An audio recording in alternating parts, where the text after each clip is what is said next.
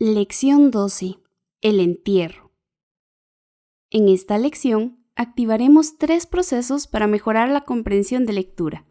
El texto que usaremos es el cuento del escritor Mario Haley Mora, llamado El entierro.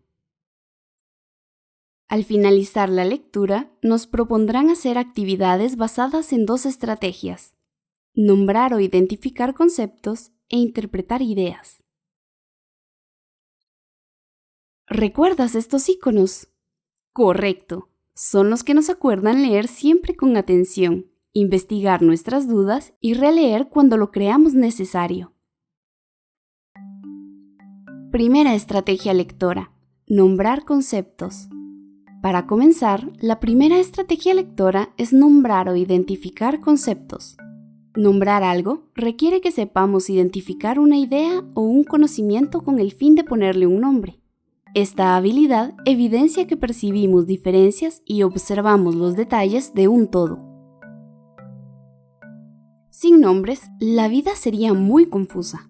Por ejemplo, si alguien nos dice, tráeme la cosa para asar los tomates, o no quiero más de eso, o no sé cómo se llama, pero allí colgué tu abrigo, podría conducirnos a vivir adivinando lo que otros intentan decirnos.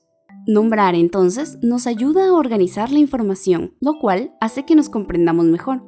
Tráeme la sartén para asar los tomates. No quiero más limones. En el armario colgué tu abrigo.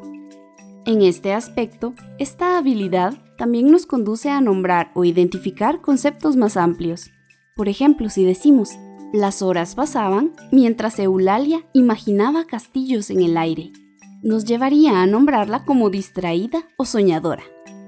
Si escuchamos decir que José intentó convencer a Carlos de que mintiera a cambio de darle su pastel favorito, el nombre que lo describe sería manipulador. Y si leemos que alguien pudo haberse aprovechado de su posición, pero prefirió luchar como cualquier ciudadano, nos llevará a nombrar la ética o el adjetivo confiable. Segunda estrategia lectora: comparar y contrastar. La segunda estrategia se refiere al proceso de comparar y contrastar la información, lo cual consiste en la habilidad de reconocer los atributos o características que hacen que los objetos sean tanto semejantes como diferentes.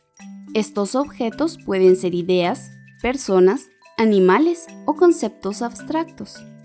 Vamos a explorar 2 formatos que pueden ayudarnos a reconocer estas diferencias y semejanzas. El primero es un diagrama en el que trazamos 2 círculos que se unen parcialmente.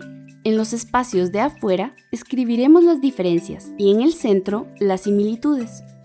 Por ejemplo, si comparamos animales y plantas, podremos escribir que entre las diferencias de los primeros, estos se alimentan de plantas u otros animales, que se mueven de un lugar a otro y que tienen un sistema nervioso. En el espacio de las plantas señalaremos que éstas difieren de los animales porque producen su propio alimento, no se mueven y carecen de sistema nervioso. No obstante, reconocemos que tienen algunas cosas en común. Son seres vivos y ambos necesitan agua y aire para sobrevivir. El segundo formato nos conduce a un cuadro de comparación en el que trazaremos unas líneas que dividen las diferencias de los objetos que vamos a analizar y en la parte inferior un espacio para las similitudes. Esta vez vamos a contrastar 2 cuentos, El hacedor de lluvia y El duende roba memorias. Entre sus diferencias anotamos que como seres extraordinarios, el primero tiene dioses, el segundo un duende. Como conflicto del protagonista en el primero, se castiga a Nabey por irresponsable. En el segundo, el duende le roba la memoria a Enrique. Y en cuanto a los demás personajes, en el primero estos son hermanos, en el segundo son amigos. Sin embargo, tienen varias cosas en común.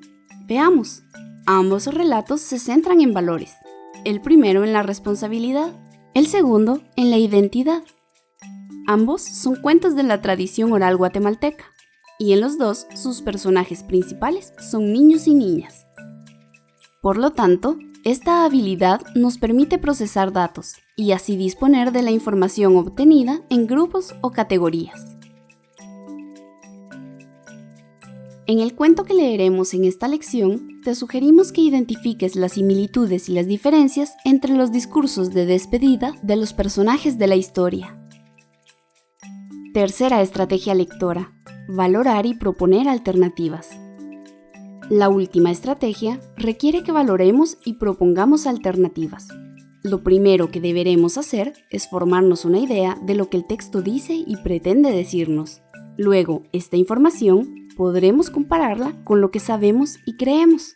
Y por último, opinar a través de argumentos. Al finalizar la lectura, podríamos intentar explicar: ¿qué tipo de discursos me parecen adecuados en un entierro? ¿Qué otras alternativas puedo proponer como homenaje a un ser querido que no sea un discurso? Esto nos podría llevar a reflexionar sobre otras formas en las que podríamos expresar el cariño y el respeto que le teníamos a un ser querido que se ha ido. Para sintetizar, después de leer el cuento El entierro, te invitamos a nombrar las ideas generales del texto, a comparar y contrastar los discursos de los personajes y a proponer alternativas. Leamos entonces el relato que nos invita a reflexionar sobre las últimas palabras que expresan los seres queridos de un personaje que nunca conoceremos. Que disfrutes la lectura.